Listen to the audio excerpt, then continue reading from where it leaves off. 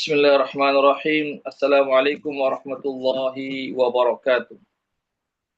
Alhamdulillahirabbil alamin wal aqibatu lil muttaqin wala udwana illa 'alal zalimin.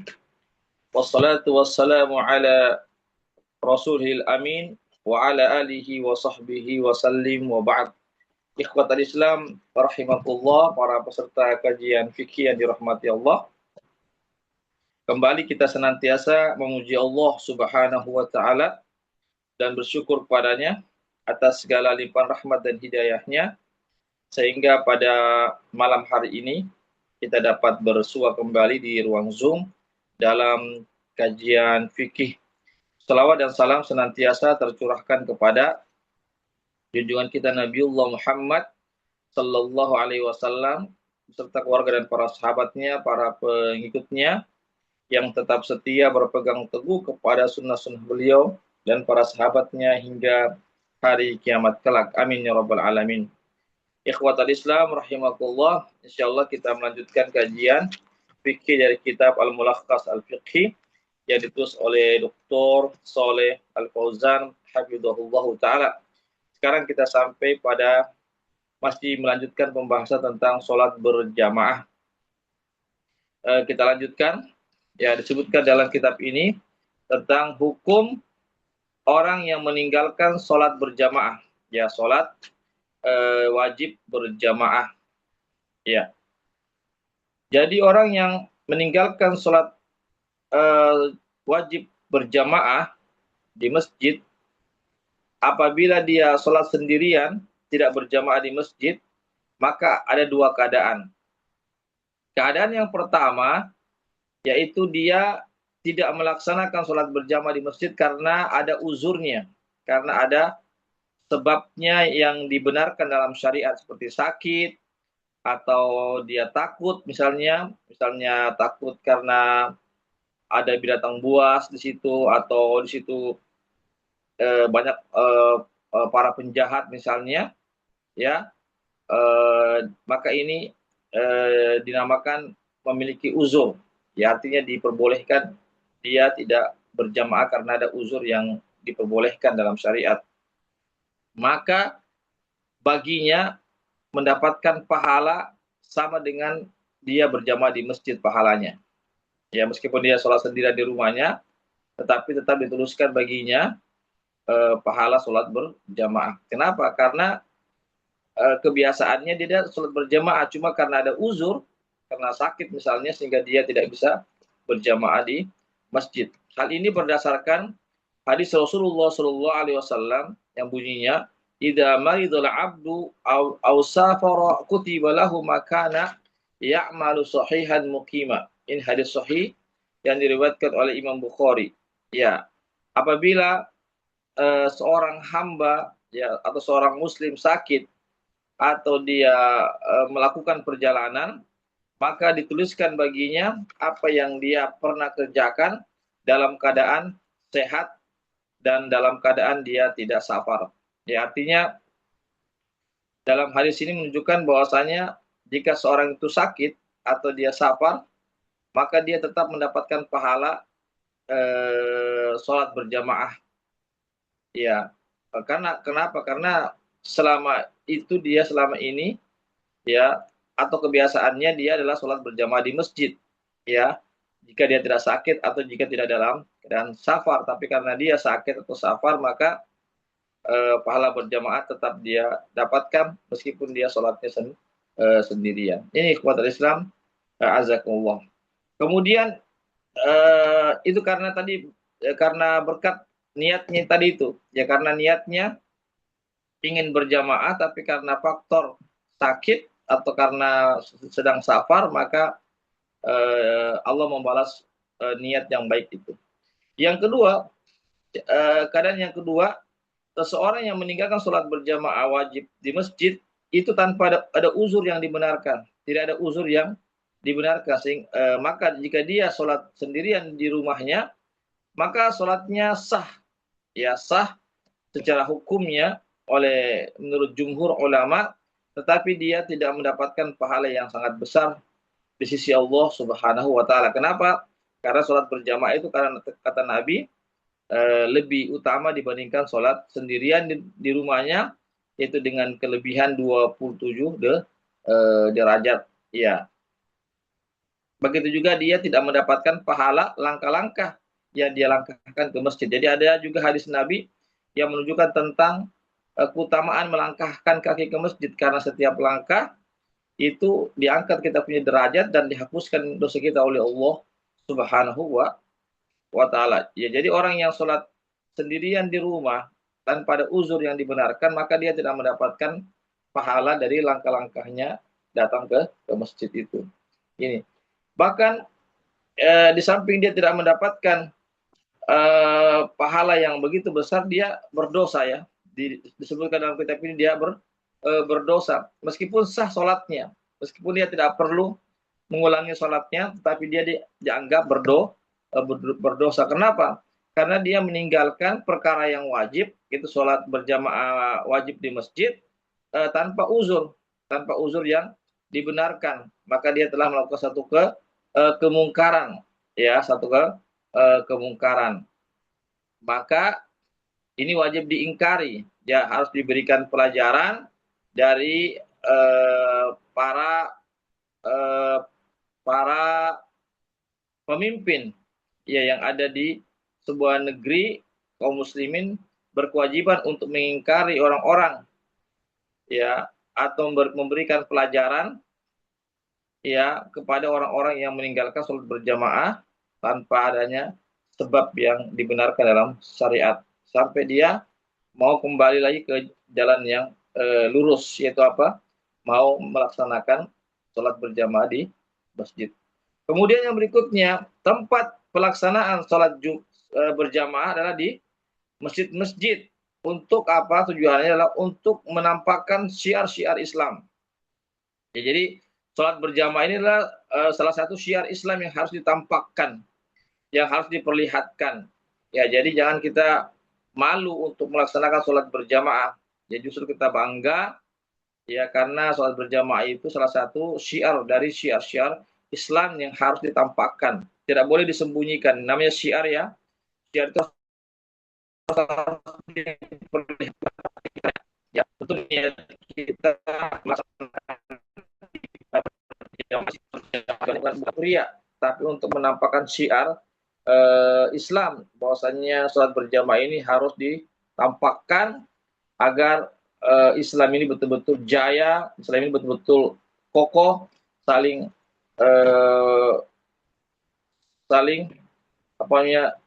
mendukung satu dengan yang lainnya dalam yang diikat dalam ikatan kekeluargaan atau persaudaraan melalui sholat berjamaah di masjid. Oleh karena adanya masjid-masjid dibangun ya dalam jumlah yang begitu banyak di mana-mana, maka tujuannya adalah untuk itu, untuk didirikan sholat berjamaah di masjid. Itulah tujuan fungsi, salah satu fungsi masjid adalah yaitu untuk menampakkan syiar Islam, yaitu dengan sholat berjamaah di masjid. Ini ikhwat Islam. Ya. Oleh karena itulah jika seseorang mendirikan sholat berjamaah bukan di masjid, maka ini sama dengan menghilangkan fungsi masjid. Ya, menghilangkan fungsi masjid. Karena fungsi masjid dibangun untuk dimakmurkan, untuk disolatkan, untuk disolati, untuk dijadikan tempat sholat. Tetapi jika seorang itu lebih memilih tempat-tempat lain untuk sholat, ya, di rumahnya misalnya atau di tempat-tempat mana, sedangkan masjid ditinggalkan, berarti kaum muslimin telah meninggalkan fungsi daripada masjid itu, yaitu apa? Dipakai untuk sholat berjamaah di masjid. Ini ikhwat Islam, azakullah, ya. Kita lihat di sini, ya, disebutkan dalam surah An-Nur ayat 36 sampai 37. Rijalul la tulihim tijaratu wala bai'un an dzikrillah wa iqamis shalah wa ita'iz zakah. Ya. Laki-laki yang tidak dilalaikan ya atas mereka berupa perdagangan, begitu juga jual beli ya tidak dilalaikan oleh jual beli mereka untuk mengingat Allah dan mendirikan sholat serta menunaikan zakat. Ini pujian ya sebenarnya kepada para sahabat Nabi. Ini turun turun kepada Nabi yang itu disampaikan kepada para sahabat Nabi, bahwasanya para sahabat Nabi adalah orang-orang yang tidak dilalaikan oleh kesibukan-kesibukan dunia mereka, ya urusan-urusan bisnis dan seterusnya, untuk mengingat Allah, untuk mendirikan sholat dan membayar zakat. Ya, ini menunjukkan bahwasanya mengingat Allah di sini yaitu mengingat Allah dimanapun kita berada, dan juga mendirikan sholat berjamaah di masjid. Itulah kenapa Allah SWT memuji para sahabat Nabi, karena mereka sahabat Nabi meskipun mereka seorang pedagang, penjual di pasar, tetapi mereka tetap mengingat Allah dan tetap mendirikan sholat dan menunaikan zakat.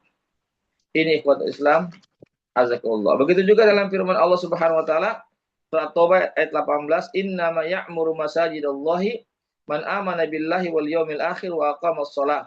Sesungguhnya hanyalah yang memakmurkan masjid-masjid Allah adalah orang-orang yang beriman kepada Allah dan hari akhirat, dan orang-orang yang menegakkan sholat dan menunaikan zakat.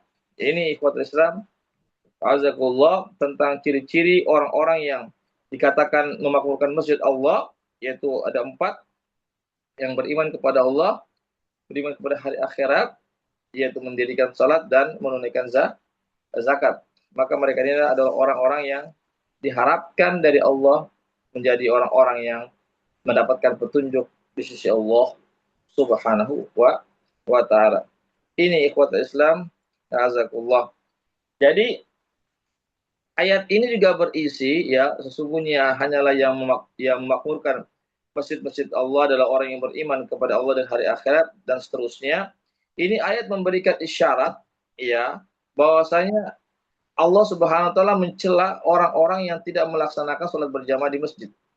Ya Allah, ya, jadi ketika Allah Subhanahu wa taala memuji orang-orang yang mendirikan sholat berjamaah di masjid, ya, maka secara tidak langsung Allah Subhanahu wa taala mencela orang-orang yang tidak mendirikan sholat berjamaah di masjid. Ini yang perlu kita perhatikan bersama. Begitu juga berdasarkan hadis Rasulullah Shallallahu Alaihi Wasallam yang bunyinya, la sholat li jaril masjid illa fil masjidi. Tidak ada salat bagi orang yang tinggal dekat dari masjid, ya, kecuali salatnya di masjid. Ya, ini hadisnya menunjukkan tidak sah salat kita bagi orang yang tinggalnya dekat dari masjid namun dia tidak salat berjamaah di masjid. Kemudian disebutkan dalam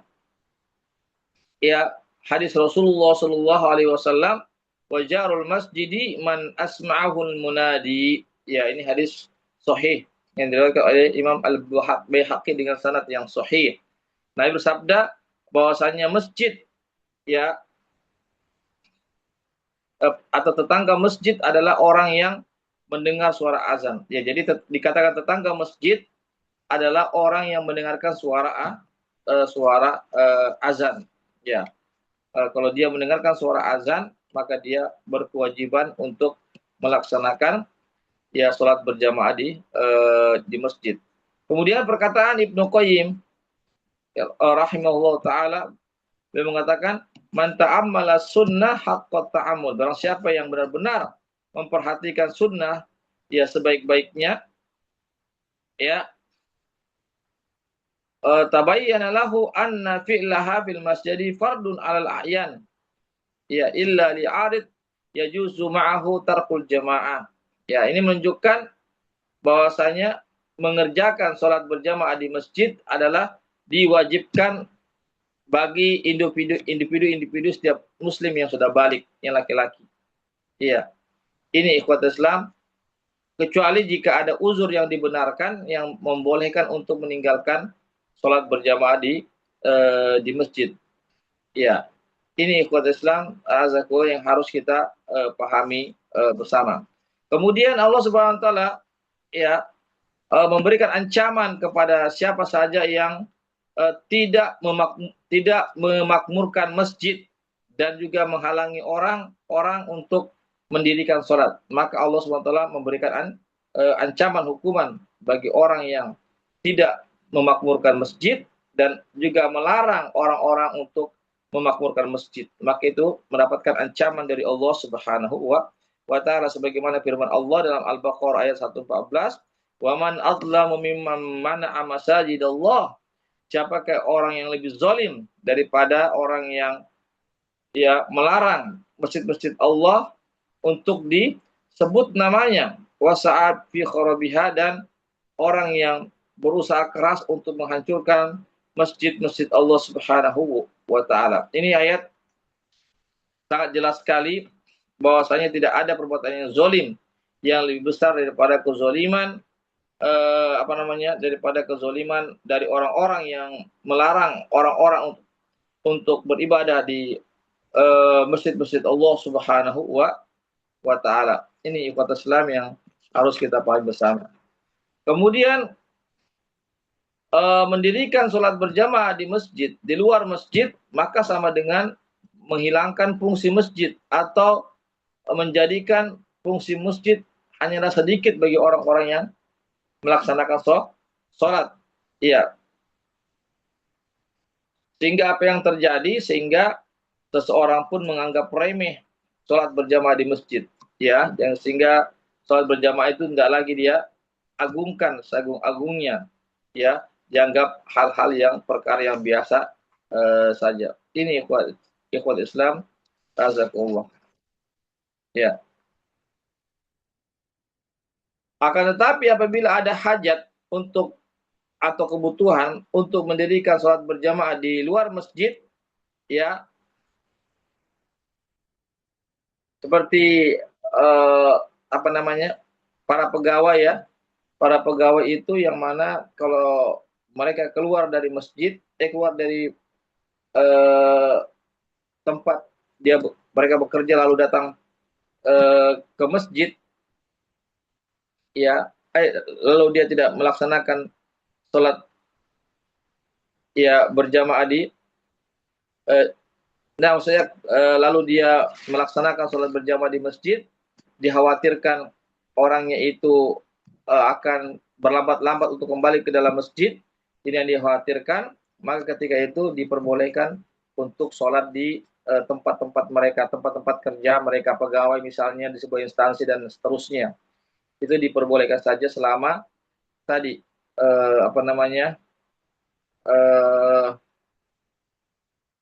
khawatir kalau dia sholat berjamaah di masjid di luar perusahaannya itu membutuhkan waktu misalnya, atau khawatir kembalinya agak sulit lagi ke tempat kerjanya, maka ketika itu dia boleh melaksanakan sholat berjamaah di tempat-tempat kerjanya itu. Ini ikhwatul Islam, azakumullah, yang bisa kami sampaikan ya terkait tentang keutamaan atau kewajiban sholat berjamaah di masjid. Ya, demikian apa yang bisa kami sampaikan.